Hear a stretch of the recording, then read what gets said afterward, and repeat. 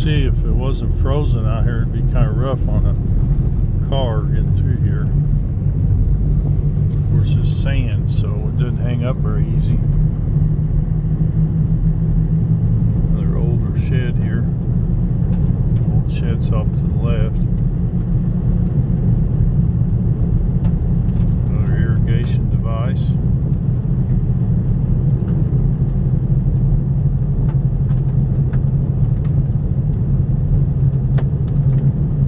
Way off in the distance there, that's the Petersburg power plant, kicking up clouds into the air. Been doing that for years and years.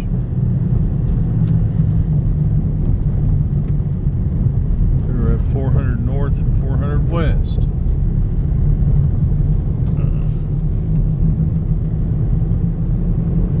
400 and 400.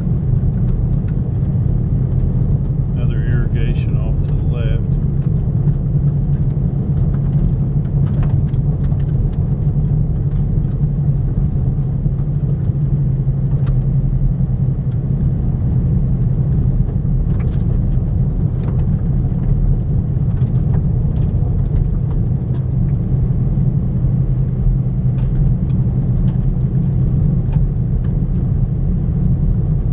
I remember coming out here after the flood, and there was corn stalks and trash up in this guy's yard, almost right up to the house. You can see this little slope here, and that was just covered with trash.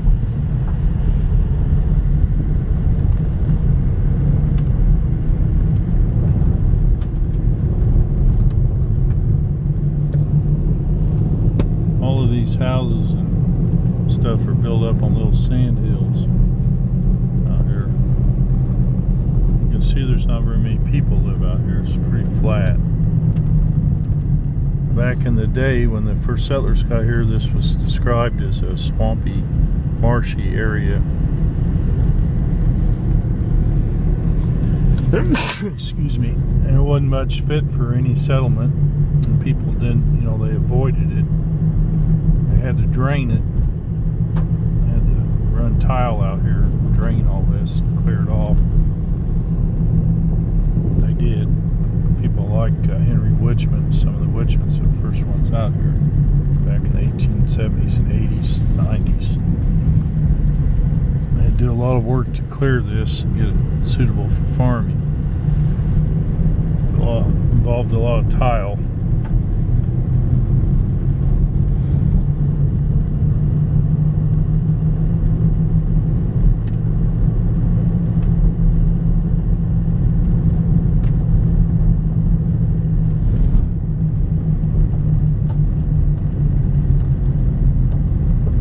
When they built the canal through here in 1850 and 51, it was just a swampy mosquito area.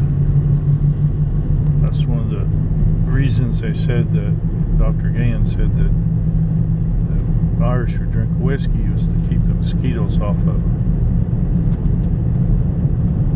That's why the Jigger Boy was so important.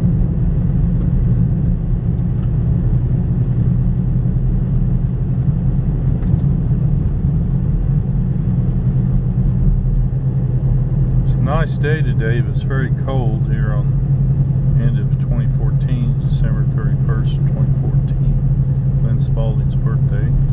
Wish Glenn a happy birthday. It's one of the colder days we've had this winter so far. It's supposed to warm back up again by the weekend though, get up in the 30s and 40s. It's supposed to get pretty bitter cold tonight. New Year's Eve. Been on vacation this last week or so. I'm heading into the museum just check the building, do some paperwork. See how rough this is right here.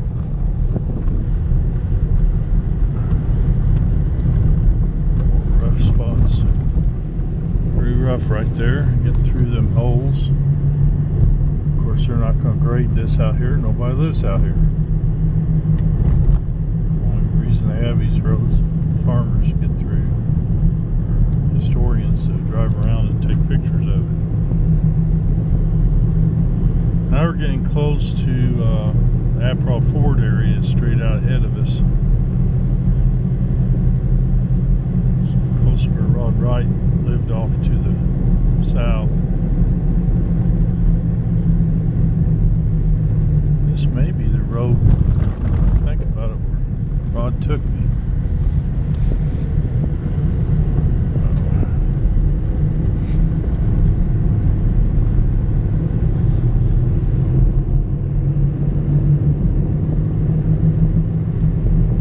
Dick Grissom's place off to the left, that had 18 inches of water in it back in '08.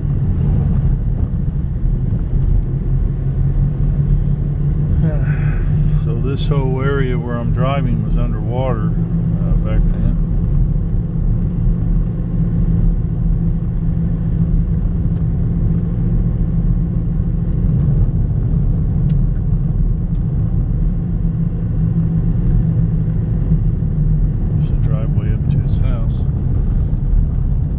In trouble. I believe they got out on four-wheelers on the Prairie Creek levee, so they got in and out there. He was sandbagging his house trying to save it.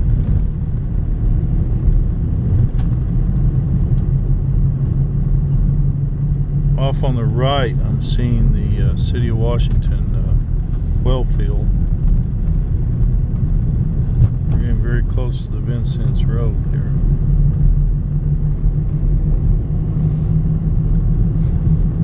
Yeah, just off to my right is the City of Washington Wellfield. Well, Prairie Creek's out in front of me.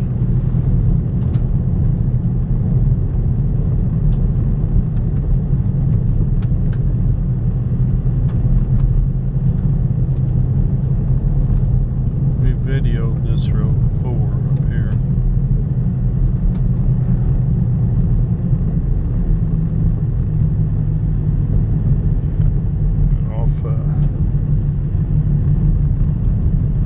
Also, is that one cemetery. It's a slave cemetery type, or black cemetery, black school, the colored school. 1888 maps listed right there. So right beside that is a cemetery. You can almost see it there, I think. You see the stones there. The family there takes care of that. But on the 1888 map, that's listed as a colored school. Off to my right is the road that goes to the Vincennes Bridge. So this, a long time ago, was Highway 50.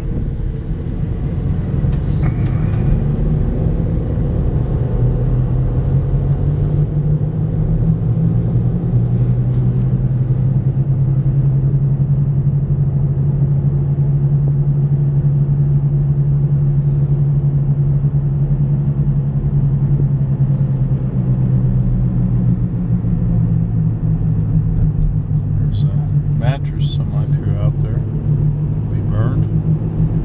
And here's Prairie Creek Bridge. Prairie Creek, pretty deep right there. Again, out in front of me, I videoed this before. This underwater here. You can see that barn over there. The water was lapping right up next to that.